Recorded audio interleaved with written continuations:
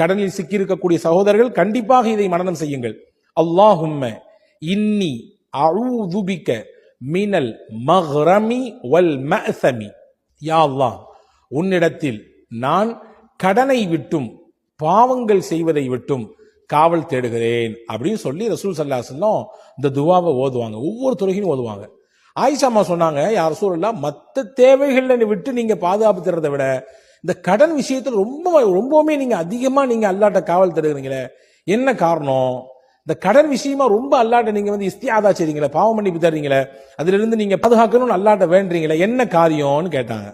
அப்ப ஸல்லல்லாஹு அலைஹி வஸல்லம் சொன்னாங்க, ஆமா, ஏன் நான் அதிகமா கடன்ல இருந்து பாதுகாப்பு தரேன் தெரியுமா?